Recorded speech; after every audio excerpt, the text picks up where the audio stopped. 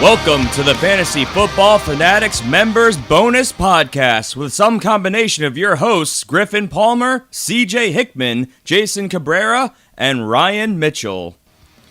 What is up, everybody? Welcome to the show. This is the Fantasy Football Fanatics Podcast. I'm your host, Griffin Palmer, joined by absolutely no one. This is the show, of course, for Friday, October 20th, and we have an amazing show for you guys today.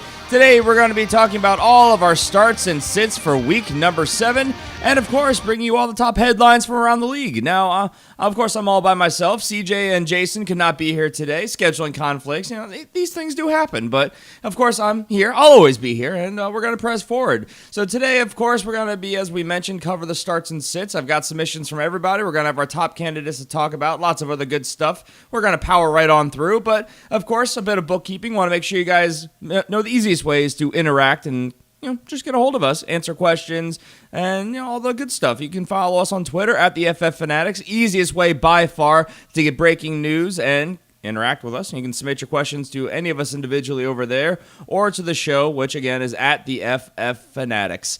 Now, you can follow us on Facebook at facebook.com/thefantasyfootballfanatics. Join a growing community over there. You can email your questions to thefantasyfootballfanatics@gmail.com. And the most important thing by far, make sure you guys support the show if you are able to. We greatly appreciate the help. Helps us keep doing what we're doing. The show is in transition right now because of contributions that you guys have made.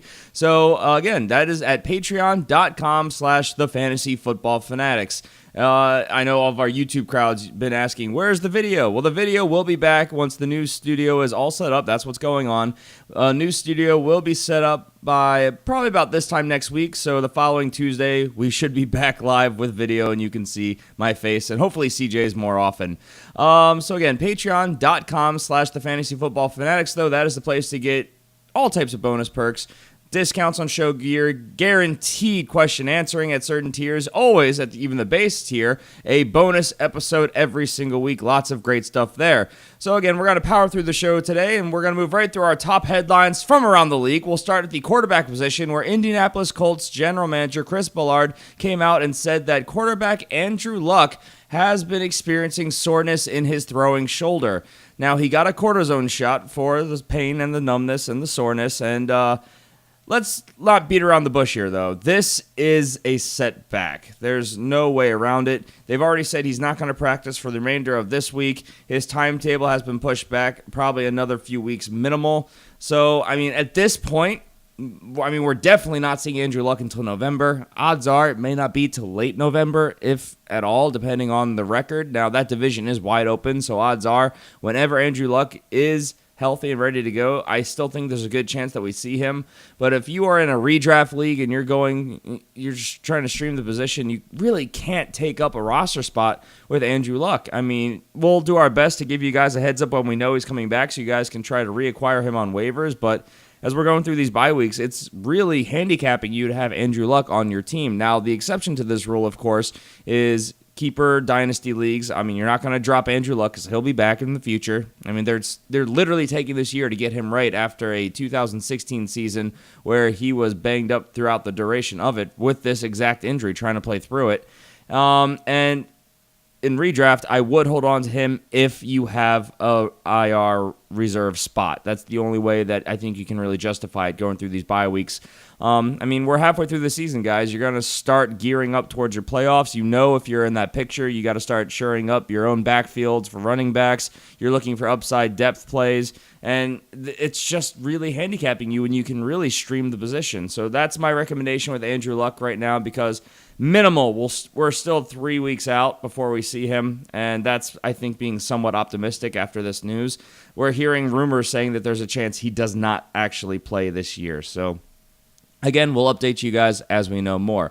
Let's move on to the running back position in Tennessee, where running back DeMarco Murray remained sidelined at practice throughout the week, has not practiced yet, dealing with his hamstring injury that he really aggravated during Monday Night Football versus the Tennessee Titans. Now, the news that we are hearing is that DeMarco Murray is expected to play. He played through the injury on Monday, so it's frustrating because DeMarco Murray is continually supported as being the lead back there. But I mean, we heard all about Mike Mularkey coming out and saying how he really liked the timeshare, which I mean, it's a lot of coach speak. But DeMarco Murray being banged up, I think encourages this being a real split. I mean, I would say if you guys actually watch the game, the final stat line is skewed because of that last run when the Colts defense, the game was already over. The Titans had picked up the first down, and then Hunter Henry just what am I saying? Hunter Henry, jeez. Derrick Henry, jeez, what's wrong with me? Derrick Henry took that one busted coverage to the house. I mean, that really ruined everything. But if you looked at snap-by-snap basis and look at the averages, DeMarco Murray was the more efficient runner, even through this injury. So, I mean, you're starting DeMarco Murray, but you just kind of have to be somewhat realistic. But he's got a good matchup this week against the Browns. The Browns are just giving up points all across the board. So if you have DeMarco Murray, I think his ceiling is limited, but you're going to be playing him, and it looks like that's going to be the case. Follow us on Twitter again, at the FF Fanatics. That's 3 Fs, triple F, at the FF Fanatics to get updates on him throughout the weekend. And, if he's not going to play, we'll let you know there for sure. But if he starts, the odds are he's going to be starting for you.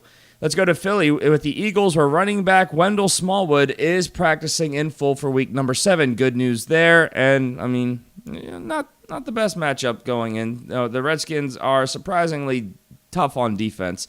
So, I mean, I expect the Eagles are going to want to really mix this up between Blunt and Smallwood, and I think that's what they want to be doing in general. So, if you have Wendell Smallwood, I think he's definitely flex-worthy this week. Let's go to New York with the Jets, where running back Bilal Powell was a full participant on practice on Thursday. So, good news there, though it is a full-blown committee, so obviously ceiling is capped there. Let's go to Indianapolis, where offensive coordinator Rob Chudzinski has said that rookie running back Marlon Mack will get more touches with Robert Turbin being out for the season. If you guys watched Monday Night Football, we didn't report on this on Tuesday's show because we didn't have the news. He really messed up his elbow on that one tackle that he had. It was he got the first down on the play, and it looks like he's out for the season. He left in obvious pain. So we've heard this story before. Marlon Mack, we keep hearing they want to get him more involved, get him more touches, get him more opportunities. He looks very, very talented and definitely flashes throughout all the games if you actually watch them. The final stat line's not great because he doesn't get a good amount of volume because it's been a 3-committee back.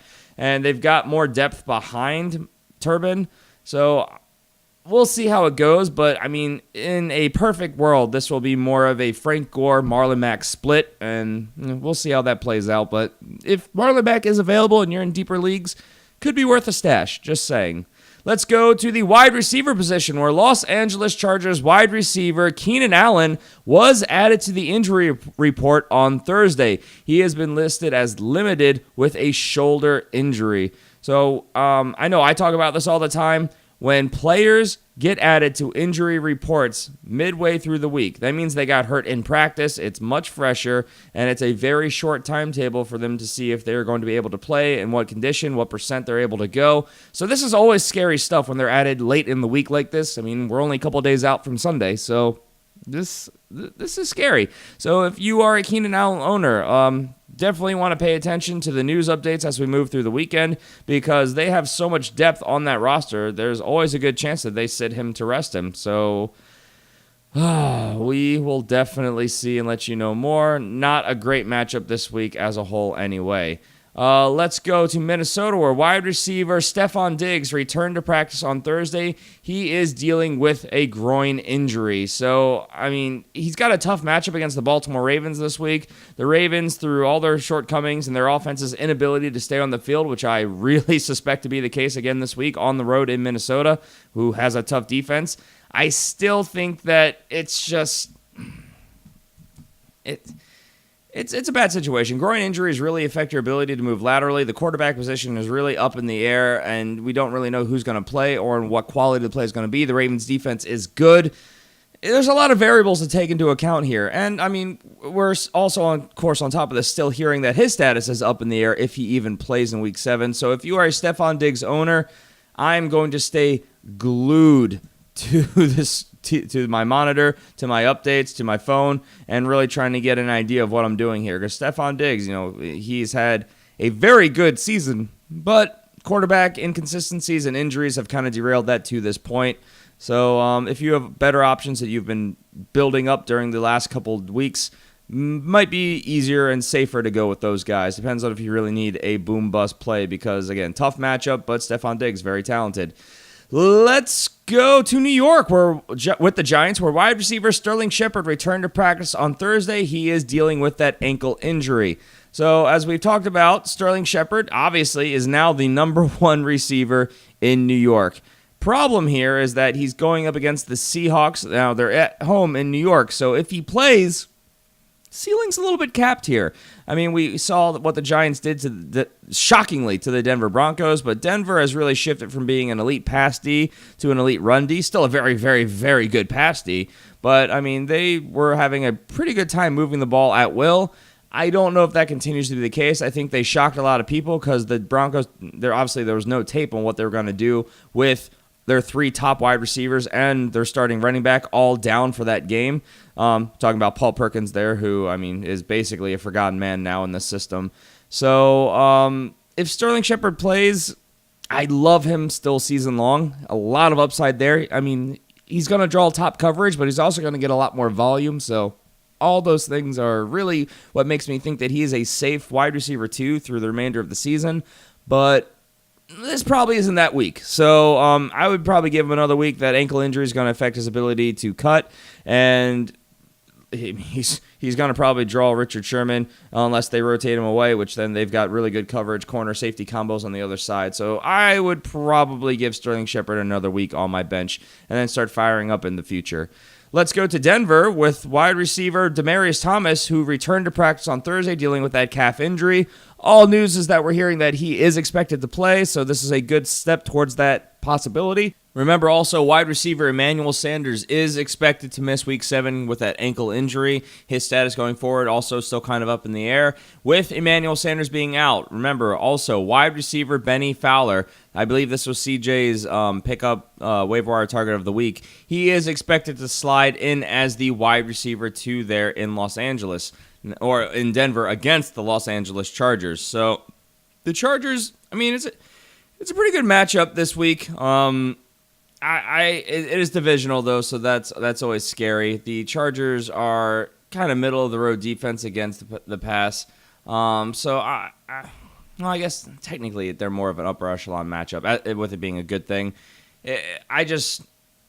With the quarterback position being up in the air, Trevor Siemian banged up on the road, it's not something that super excites me this week. But I mean, if you are looking for a depth play, I could see it. Definitely upside there. We have seen that this offense loves to feature its number 1 and number 2 wide receiver, then everyone else kind of gets the scrap. So Benny Fowler should get a decent amount of the volume with Emmanuel Sanders being down. A decent matchup, though divisional, though on the road. So again, you could talk yourself into it. It really boils down to what your options are. So there are worse plays you could definitely make this week, as we'll get to in our sits. Let's go to Carolina, where Panthers head coach Ron Rivera said that he is, quote, a little concerned, end quote, about Kelvin Benjamin's status for week number 7. So, of course, we will monitor as we move forward. Devin Funchess, I think, is the main beneficiary here if Kelvin Benjamin does not play. Ed Dickson, we've seen get a good amount of volume at the tight end position. They really like to use their tight ends in Carolina. So, I mean, this gives him, I think, a slight bump as well. Let's go to Miami, where Dolphins wide receiver Devontae Parker is reportedly feeling, quote, much better, according to sources, despite him missing practice so far this week. So this is good news if you're a Devontae Parker owner, like myself in a lot of leagues, and why wouldn't you be, with all the great news we've been hearing. But, it's one of those things. It's last second. We don't know if he's going to play or not since he hasn't practiced, which is definitely a scary situation to try and prepare for. So, I mean, odds are you have better options on your bench. And if that's the case, I'm probably looking to those unless we start hearing that he's a full participant at any time soon. It's a divisional matchup. It's at home in Miami, which they haven't had many of those games. So you could talk yourself into it against the Jets, who are a very middle-of-the-road defense when it comes to fantasy points allowed to the wide receiver. So I wouldn't say it's a good or a bad matchup. I'm optimistic here, honestly. But we'll see. It's one of those things, but we have to see him get a clean bill of health to know if he's worth even talking about at this point. So monitor him through the weekend, and we will, of course, update you guys when we know his status going into the game. If he starts, I think he's definitely flex worthy. I'm not locking him in as a top-tier wide receiver coming off injury. Let's go to Baltimore, where Ravens wide receiver Michael Wallace was sidelined at practice on Thursday, of course, dealing with a back injury. My Ravens. What a dumpster fire they are offensively. So, yeah, we'll update you guys as we know more, but he has a really, really tough matchup against the Vikings on the road, where this team is never as good on the road either offensively. So, odds are I'm not playing Mike Wallace this week. I don't have him as a sit, but it's a little bit of bonus advice there. I am not starting him with any level of confidence. Let's go to Buffalo, where Bills wide receiver Jordan Matthews practiced on Thursday dealing with his thumb injury.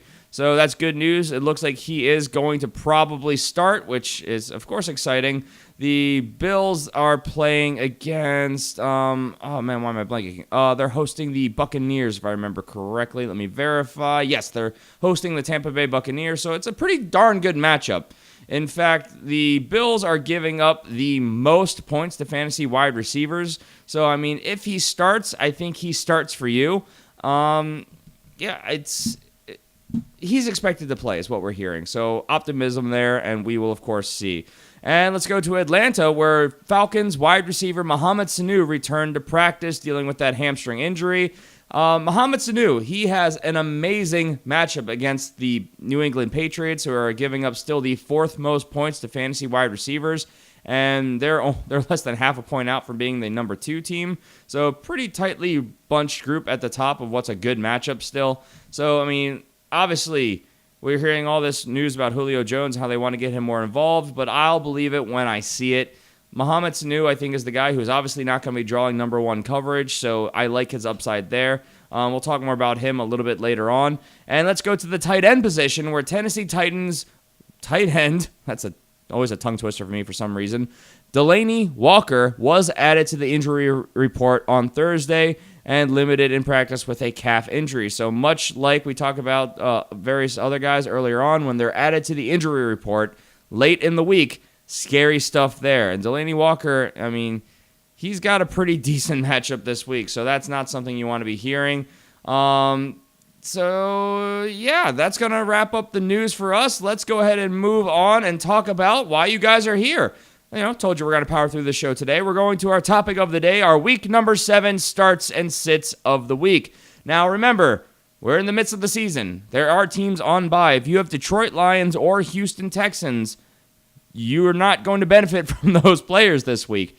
It's weird that they do these like 4 teams, 2 teams, 4 teams. There's 6 teams coming up. I don't know why they're not more consistent. It's just always been easier when they do that. But bottom line, they don't care about fantasy football. So let's go to our starts of the week. And my start of the week is Marcus Mariota. Now, he is coming off injury. He's dealing with a hamstring injury, of course, but he played all the way through Monday Night Football. He's had another week to get healthy. He didn't take any really insane hits coming off of that game. No setbacks were reported, and he's going from a good matchup to an even better matchup against the Cleveland Browns. So, I mean, obviously, that's a good matchup. That's someone that we're always recommending to stream against. The Browns are giving up the second most points to fantasy quarterbacks, so that's very exciting. And as he gets healthier, he's going to scramble more. As we all know, rushing yards from the quarterback are gold in fantasy football. So I like Marcus Mariota having another really good week this week, and I think as he continues to get healthy, his ceiling keeps rising and rising. Good matchup this week. And this is a guy who I know has been dropped in many leagues. So if he is available, he's a guy, if you're in a smaller league especially, grab him. He's a good matchup. Now, CJ and Jason's guys, I feel are obvious starts, but, I mean, they do have fantastic matchups, so they're, I guess, making sure you guys start them with confidence. I don't know. Dak Prescott, who's a guy I wanted to actually put on here until I realized that, he's probably an automatic start. Amazing matchup against the 49ers this week. 49ers are giving up, I think it was the 7th most points to fantasy quarterbacks. They're in Dallas, which is exciting. I love Dak Prescott as a very good option this week. And Matt Ryan, another automatic start from Jason. He is on the road in New England, but again, the Patriots are giving up just a ton of points all across the board. So, I mean, they're giving up the most points by far to fantasy quarterbacks, So, I mean, obviously, great matchup. You're starting him in this Super Bowl rematch, especially with his weapons getting healthy. So, those are our 3 starts of the week. Let's go to the starting running backs of the week, where I am staying in the flames, and I am going with running back Adrian Peterson. Now, Adrian Peterson, look, he went out and he flashed back to 2012 time frame. Adrian Peterson, what was the year he almost broke the rushing record? Was that 2014? We could even go back and say that. He looked phenomenal. He's got another great matchup this week. He's on the road against the Los Angeles Rams. The Rams are giving up the most points to fantasy running backs by a good margin. A decent amount of that has been on the receiving side, but they're also giving up a huge amount of yards on the ground to running backs, and they've given up the most rushing touchdowns by far. They've given up 7 touchdowns on the ground this season. The Colts have given up 6. The rest of the league's only given up about 4 or less. So a very good matchup for Adrian Peterson. Now, I will preach a little bit of caution here, but this is also kind of why I like him. For those of you guys who don't know, this is a game in London. Now, it is a typical 1 o'clock start on the East Coast start time. 1 o'clock. So, I mean, it's going to be in there with your normal slate of games, so you don't have to wake up early. But these are West Coast teams, the Rams and the Cardinals, going not only east to the East Coast, but over the ocean. This is a huge commute. This is going to throw them off insanely bad. And Adrian Peterson has always been that guy that needs volume to get going, and we know he's going to get the volume. This is a matchup that's on the road for really both teams, and this is going to be a prime example for him. I think people's internal clocks being off, they're playing in an unfamiliar area, everything's going to be wonky. He's going to have them probably pretty disoriented as the game starts, and I think it's going to be easy task for him to wear them down. So I actually really like Adrian Peterson this week. The only way I think Adrian Peterson does not perform is if that really surprising Rams offense gets off to a hot start and then they're playing from behind and then they have to abandon the run. And then I think it's going to be Andre Ellington that's going to get a bulk of the workload from the running back position. But I don't expect that to be the case. The Cardinals defense is pretty darn good. I mean, I know they're not at all what we expected and have seen in years past, but I think they're still going to be good enough to keep this in a competitive game script. So I'm starting Adrian Peterson with confidence again this week. CJ's start of the week, I think, is optimistic, but I understand where he's coming from. We talked about DeMarco Murray's status of being up in the air, being banged up, knowing this will be a committee. So why not start Derrick Henry on the road against the Cleveland Browns? So we already mentioned the Browns are really just a good matchup across the board. So I agree. Now, they are statistically a tougher matchup against fantasy running backs, but I think a lot of that's also who they've played. They haven't played a lot of elite runners. They played Le'Veon Bell in week 1, but that was with him barely being back. He only had 14 rushing attempts. Baltimore was very successful against them, and that was with the dumpster fire they have at running back. The Colts had a decent day, and that's with their dumpster fire. The Bengals have a lot of runners there. It's a dumpster fire as well, but they actually were very successful. And then they were able to do a good job against the Jets and the Texans, but we know what's going on in both those places. So I'm not going to say their defense is a mirage. I think if there's one thing they're good at, it is stopping the run, but I don't expect that to be the case here. Derrick Henry and DeMarco Murray are going to run them down or wear them down with their running game, so I agree, especially if DeMarco Murray doesn't play. Derrick Henry is a must start, so I like this start of the week from CJ. But if DeMarco Murray does play, upside's very limited. I mean, it is what we know it is. DeMarco Murray is the lead back. He's also the pass catching back. He gets more of a consistent workload. It's just him being banged up is giving Derrick Henry more of an opportunity. Jason's start of the week, I feel is kind of obvious as well. But I mean, hey, I love the matchup. It is the one and only Leonard Fournette. Everything we're hearing is that he is looking good, that he's going to play this week. He's going up against the Colts, who are giving up the 4th most points to fantasy running backs, so that's a very exciting matchup. It's in Indianapolis, but that doesn't concern me at all. Leonard Fournette, if he starts for you. Let's go to the wide receiver position, where I am starting the aforementioned Mohamed Sanu. He is going to have a great matchup this week against the Patriots. This is also a revenge game, has that narrative as well. Sunday Night Football, under the lights. I really like Mohamed Sanu's chances to have a great week this week coming back from injury. Now, if he is hobbled at all, or if you want to look for a deeper sleeper, Taylor Gabriel, a guy who kind of let down last week because he had a great opportunity with Mohamed Sanu being down in a good matchup. If there's one thing that the Patriots do have, it's good corners. Their safeties and linebackers are questionable at best when it comes to pass coverage. So Taylor Gabriel is also a really sneaky start. And if we're hearing that Mohamed Sanu is not a full participant, if it looks like he's going to be more of a diversion, Taylor Gabriel could also be a guy who I am streaming. So just a little bit of a heads up there and recommendation. I also feel the need to give that extra guy because CJ and Jason are giving, I'm not going to say contradicting starts here, but they're just firing up everybody. My Colts news was against the running back. I was talking about that. Never mind. Patriots. Sorry, I'm all disjointed. The two guys that Jason and CJ are starting are John Brown and Larry Fitzgerald. Now, this is concerning to me for a number of reasons. Of course, this is London, as I mentioned. So generally, when you're on the road that far traveling, you're usually packing your run game. That's an expression you hear pretty frequently. It's just one of those things. It's like when we hear this all the time. People send us questions like, I have DeMarco Murray and Derrick Henry as an example of something we were just talking about. Do I start them both? Well, no, you don't start them both. You want to start, if you do that, you're limiting your upside. So here you got the veteran who's a great pass catcher. You've got the really speedy little guy. I like them both, but this is a long commute. I don't know how much I like this because London games go one of two ways. They're either shootouts or they're low scoring, and this is divisional, so I lean lower scoring, which is why I like the run game with Adrian Peterson. The Rams are actually the sixth toughest matchup for fantasy wide receivers, giving up the only 26.5 points to fantasy wide receivers per game, and that's not per receiver, that's total. So it's a scary matchup for me. I like their optimism. I like their opportunity to get going, especially if Adrian Peterson gets going.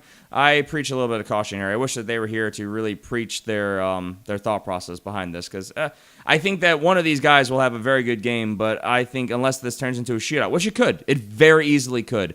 I don't know if both these guys are locked and loaded, because I know there are plenty of teams where people own both these guys. Larry Fitzgerald was that guy that you locked up early. John Brown was the depth play, but they both have standalone value. If I have both of these guys, I'm not starting both of them. I'll just put that out there.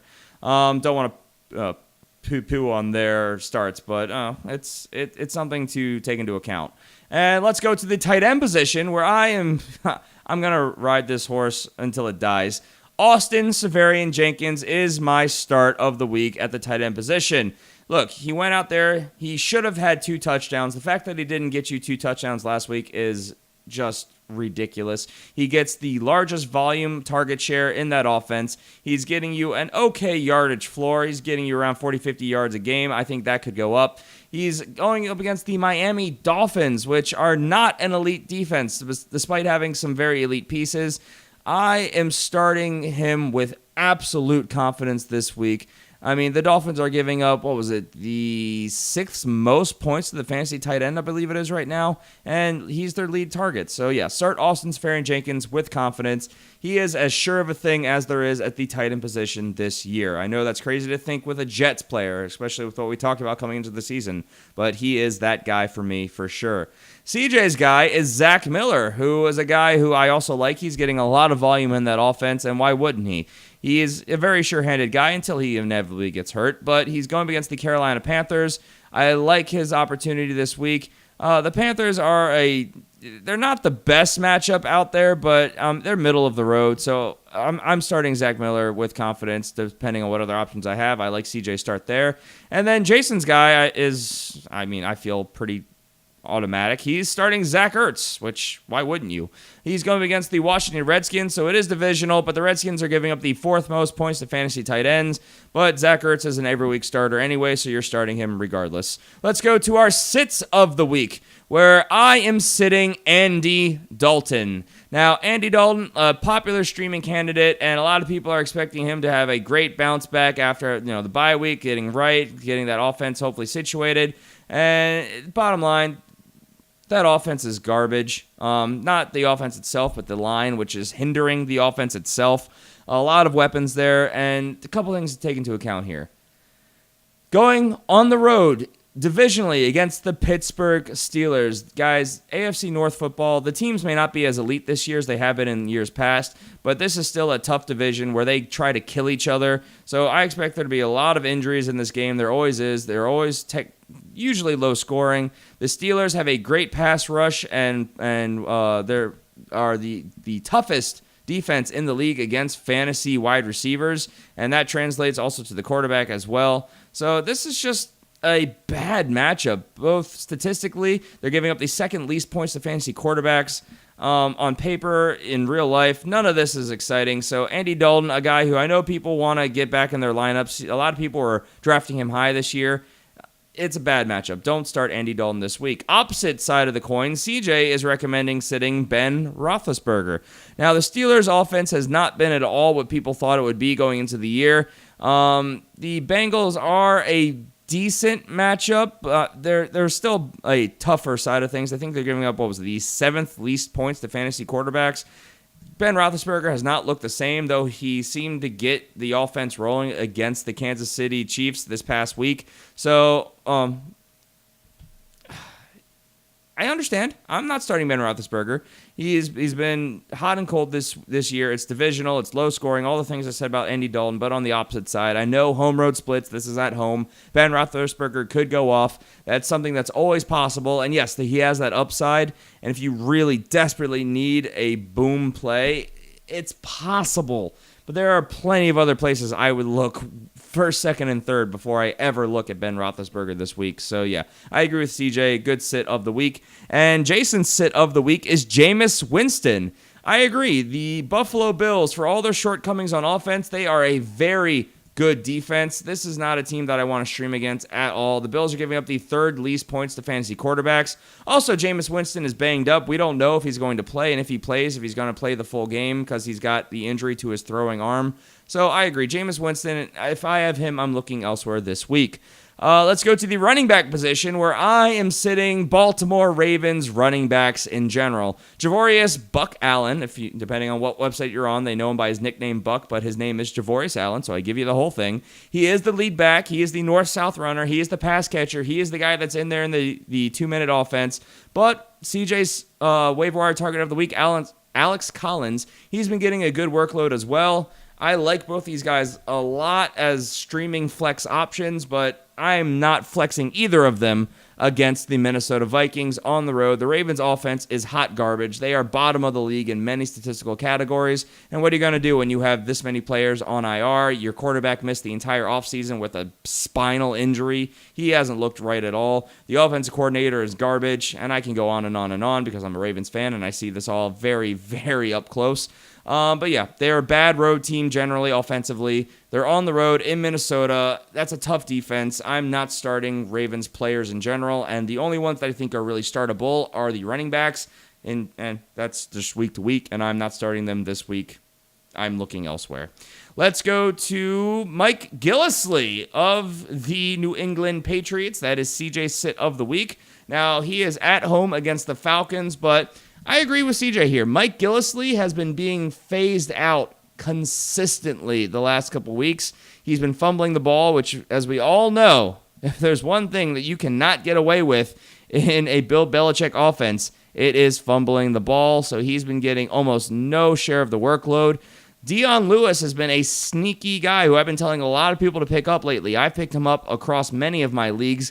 I think he has a massive potential to have a great upside here. So I think that, honestly, if the trends continue the way they have been, Mike Gillislee is going to become possibly just a red zone back who has touchdown upside, but I think that Dion Lewis is working his way back to being the lead workhorse. Now, he is injury prone, so we'll see how long that is a thing, but I agree. I'm not starting Mike Gillislee with any confidence this week, even against a decent matchup against the Falcons, who are giving up the, 2, 4, 6, 8, 10. They're a top 10 matchup for fantasy running backs, and this is at home. But yeah, I think it's a trap game. I'm not starting Mike Gillislee. Could he go off?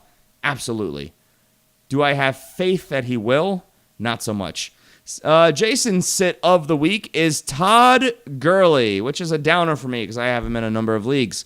The Cardinals have been, as I mentioned, they've been decent on defense. They have not been the elite unit that we expected them to be. But if there's one thing that they are consistently good against, it is stopping the run. They are the 7th toughest matchup against fantasy running backs, only giving up they're giving up 20.1 fantasy points a game to the running back position, which sounds really good, but you have to take into account, that's the entire position group. So that's backups, whatever the case may be. Now, that being said, the Rams are a very good offense. The Cardinals have not played all of the most elite running backs in the league, though they've played a number of good ones. So it's on the road. It's in London. I think you always hear this expression. I've said it already this show. They pack the run game for road games. Even though this is a home game for the Rams, it's really a road game. So, Look, I'm starting Todd Gurley in a couple of leagues, regardless of Jason's recommendation here, but this is very good advice if you have options, which is hard to replace a guy like Todd Gurley. But as we talked about, he's going into his 3rd of 6 weeks where he's got really tough matchups, and then it gets better as the season goes on. You've hopefully prepared for this. So if you have really good options, yeah, you can sit him. Very justifiable, but it's case by case. I'm going to be starting him, but I think his ceiling is very much capped, which is why I agree he is a good guy to be a sit if you have the opportunity. Let's go to the wide receiver position, where my sit of the week is Alshon Jeffries. Now, Washington is traveling to Philly, so that's something to think about. But Alshon Jeffrey, he's just not been a consistent contributor. A lot of that has been he's been going up against a lot of shutdown corners, so that's something to take into account. But it's divisional. The Redskins are giving up the 5th least points to fantasy wide receivers. So it's just a tough matchup. And we've seen a tendency that when Alshon Jeffrey shut down, Carson Wentz looks elsewhere. He is showing great development in his 2nd year. So I expect that to be the case this week. I think that Washington is going to do their best to scheme away Alshon Jeffrey, which they did a decent job at doing in week 1 when they played each other. And this is in Philly, so you could make an argument, but I think there are plenty of other really good options this week. So I am definitely not starting Alshon Jeffrey if I can help it this week. CJ's sit of the week is Terrell Pryor, opposite side of the ball. And the reason is, I think, pretty obvious. Terrell Pryor has been absolute garbage this season. He has not lived up to anyone's expectations. I don't think that changes this week against the Eagles. And I agree. It's just a bad matchup. The Eagles, though, on paper, it's a really good matchup. The Eagles are giving up the 2nd most points to fantasy wide receivers. Kirk Cousins just literally, he's got 3 receivers who aren't even, for fantasy purposes, number 3 wide receivers. Yet, Kirk Cousins is a top 10 fantasy quarterback right now. And that's because he spreads the ball around. He's got 2 pass-catching tight ends, 3 wide receivers in the main rotation, plenty of other guys. He's got a running back, which he can very easily dump the ball off to, and Chris Thompson. There's a lot of targets, and Terrell Pryor has been garbage all season. I agree with CJ. I'm done with Terrell Pryor.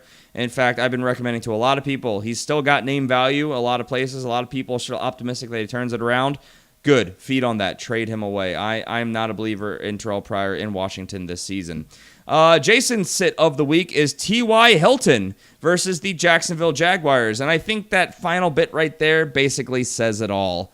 The Jacksonville Jaguars, they went from being the toughest matchup to still a really tough one. They're the 4th worst matchup to fantasy wide receivers. They're on the road in Indy, which I will give them, but But yeah, I'm not starting T.Y. Hilton. T.Y. Hilton has been incredibly inconsistent with Jacoby Brissett back there. He had one reception last week, and it's just a bad matchup. So yeah, I agree. I'm not starting T.Y. Hilton until Andrew Luck gets back, or it's a better matchup. Let's go to the tight end position, where I am sitting Coby Fleener. Now, Coby Fleener, there was a serious narrative last week that with Willie Snead being hobbled and all the opportunity with good matchup, he should have been able to go out there and have a good week against the Lions, where we saw Ed Dickson tear them up the week prior.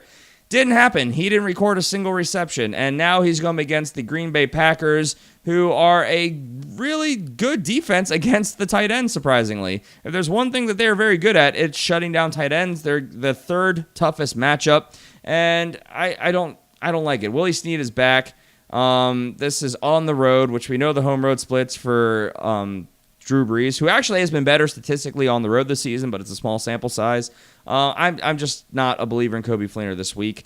And with Willie Snead being back, I'm honestly not a huge believer in him with any type of consistency going forward. He's another guy that I'm recommending people to trade away while he has some name value, and he still is coming off a decently productive start of the season. He was my sneaky start for the first couple weeks, but as of late, it's just not been the case, and I've been right with those calls going thus far, and I'm sitting him again this week. It's just a bad matchup, so don't start Coby Fleener. I know you think, Packers, start everybody.